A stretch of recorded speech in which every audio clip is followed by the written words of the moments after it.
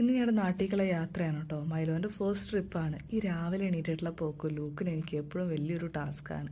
അങ്ങനെ ഒരു 7:30 ആയപ്പോൾ ഞങ്ങൾ തോപ്പൂരെത്തി. ബ്രേക്ക്ഫാസ്റ്റിനായിട്ട് വില്ലേജ് വിജയ ഭവനിലെത്തി. ഞങ്ങളുടെ സ്ഥിരം ഡെസ്റ്റിനേഷനാണ് കേട്ടോ ഇത്. ആസ് യൂഷ്വൽ എപ്പോഴും മസാല ദോശ ലുക്ക് ഓർഡർ ചെയ്യും. നെയ്റോസ്റ്റ് കണ്ടു കഴിഞ്ഞാൽ നെയ്റോസ്റ്റിക്ക് ലുക്ക് ജമ്പ് ചെയ്യും.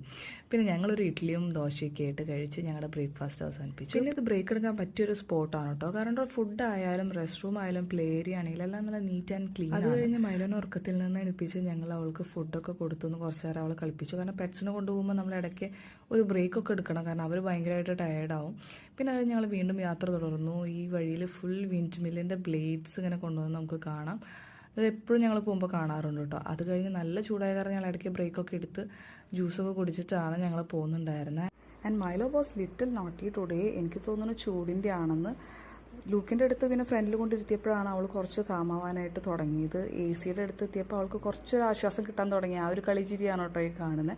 പിന്നെ അവൾ നല്ല കൂളായിട്ട് ട്രാവൽ മൊത്തം ഉറങ്ങാനായിട്ട് സ്റ്റാർട്ട് ചെയ്തു. അങ്ങനെ ഞങ്ങൾ ആലത്തൂർ എത്തിയപ്പോൾ ലഞ്ചിന് വേണ്ടി ഒരു റെസ്റ്റോറൻറ്റിൽ നിർത്തി. ഇവിടെ കുറച്ച് സ്പേസ് ഉണ്ടായിരുന്നു, അവൾക്ക് കളിക്കാൻ പറ്റി.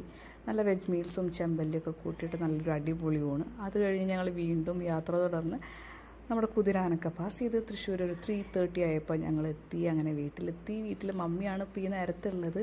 മമ്മി അവൾ ആദ്യമായിട്ട് കാണാൻ പോവാണ്. And she was so excited. പിന്നെ മമ്മി വാസ് കൺഫ്യൂസ്ഡ് ആരെടുക്കണം എന്നുള്ളത്. പിന്നെ അവൾ ഭയങ്കരമായിട്ട് ജെല്ലാവുന്ന ടൈപ്പായിരുന്നു കേട്ടോ. അവൾ പെട്ടെന്ന് മമ്മിയായിട്ട് മിങ്കിലായി. പിന്നെ മമ്മിക്ക് ഭയങ്കര ഹാപ്പിയായി. മമ്മിക്ക് ഭയങ്കര ഇഷ്ടമാണ് പപ്പീസിനൊക്കെ. പിന്നെ അതേ വീടിൻ്റെ അടുത്തുള്ള ഫ്രണ്ട്സൊക്കെ ഇവളെ കാണാനായിട്ട് അവിടെ നോക്കി നിൽക്കായിരുന്നു. അപ്പം ഞങ്ങൾ അവരെ ഇവിടേക്ക് ഇൻവൈറ്റ് ചെയ്തു.